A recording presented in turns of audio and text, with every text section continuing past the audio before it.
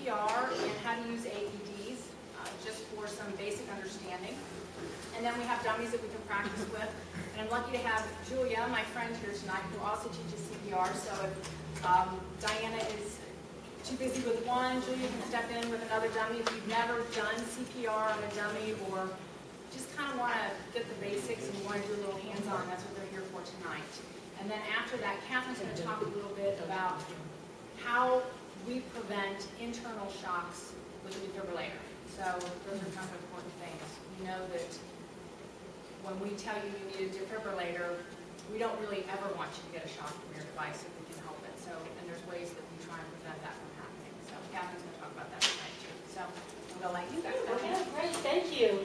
Well, welcome everyone to our great new building. Thank you. Have we done anything else? You can hold your applause later. How many people, this is their first time in our building? Oh, lots of people have been here before, great.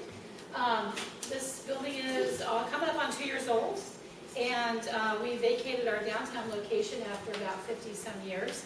And I was a little disturbed by that because it was a little bit of home for me. This is coming up on my 25th year of being with the Red Cross in June, and they started talking about 6 or 7 years ago about needing a new facility, and the building downtown was kind of decrepit and no longer serviceable, and they looked into upgrading just the technology in the building, and that they were already like way up there, partway to the building anyway, so they figured what the heck. And I was a little disturbed by all that talk because the cornerstone of the building has the year of my birth on it. So, all right, well, okay, we'll just leave that be. But it was built in 1955, which is before the Americans with Disabilities Act came through. So we had multi-levels in that building that you couldn't get to with the elevator. And so there were certain parts of it that were just inaccessible. So it was great for the time that it lasted for us. P&G actually built us that building because our former chapter building was on the site where the Twin Towers is now.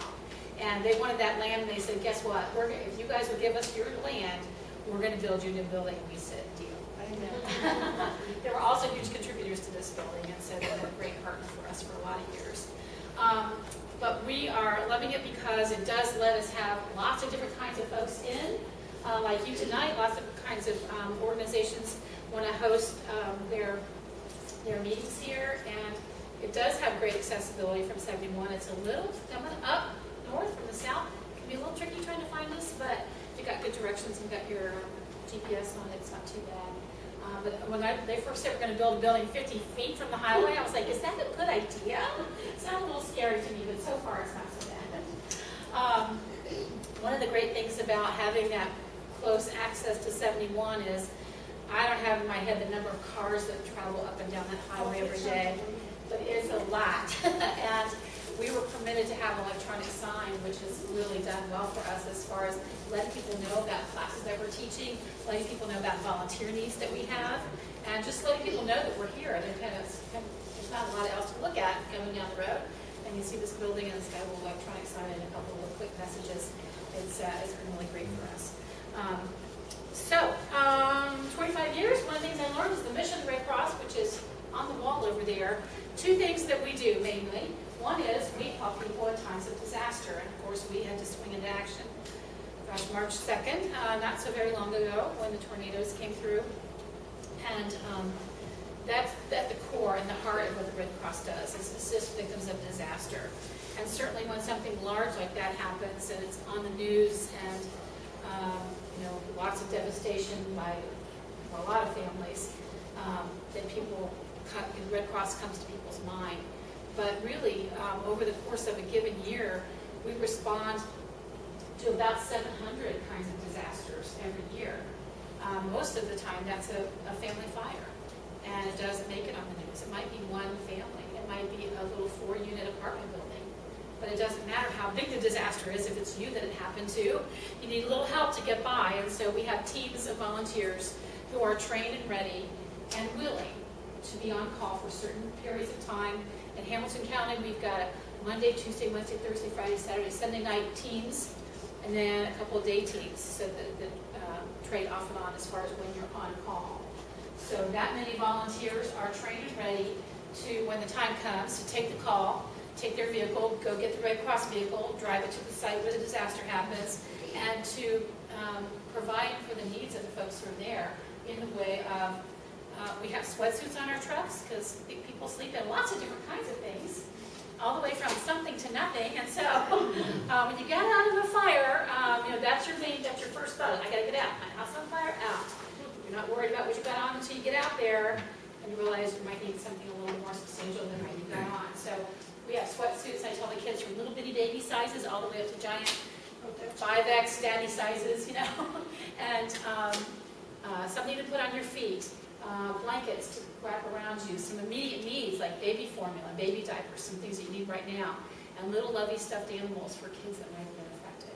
So our disaster team members are on call all the time, and we have all kinds of stories that they have about assisting people in that kind of time of need, including leaving their own Christmas trees on Christmas morning to go out and help a family that's been affected. So a lot right behind me here, right next door to us actually here, and behind me is the place is called the Disaster Operations Center. That's really the center core of our mission and of our building. And a main reason why we needed a new building, because the former DOC, Disaster Operations Center, DOC, was really not adequate. And so right now we're serving over 25 counties, so our service area has greater range than it's ever had before. And we were able to really operate with local people who were trained and ready. We were able to operate pretty well on the last disaster that happened.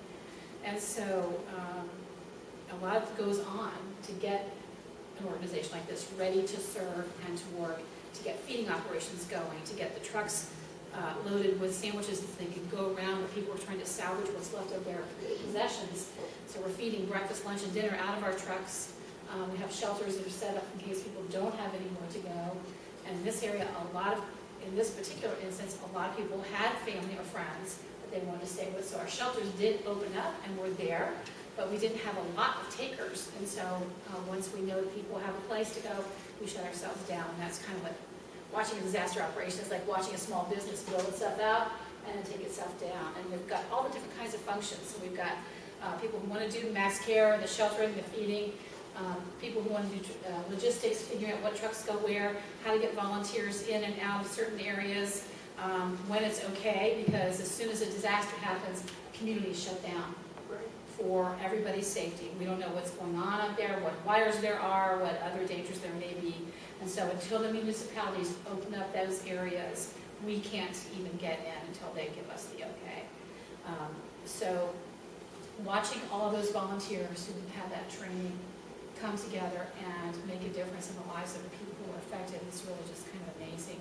And this whole place was teeming with people coming and going and getting communications out. So that's at the very heart of what we do, is that disaster operation. And then the second part of what we do is help people understand how they can prevent, prepare for, and respond to emergencies. And so it's to that end that we do a lot of education. We do teach a lot of CPR and first aid. We teach babysitters training. We teach little kids something called first aid for little people, and you only have to be about this many to take it. And then another intermediate elementary school first aid class, basic aid training, and then students at 6th grade or so are ready to take our regular grown-up first aid class. And a whole line of water safety classes that we teach. We teach people how to be lifeguards, of course, but we also teach people how to teach others to swim. So that whole swim program. And also among the kinds of presentations that we have, I've got a bunch of presentations that I created for kids to learn about disaster preparedness, including a tornado safety puppet show that the MadCap people wrote for us. And it's a fun little show. It was written after the tornadoes of '99, which are fading into the distant memory. But it still plays. It's in its 12th season of touring, and it teaches little kids, don't be scared, just be prepared. How to make a kit, make a plan, and know what to do. And through puppets, because they're going to listen a lot longer to puppets than they are to Mrs. Wood, trust me.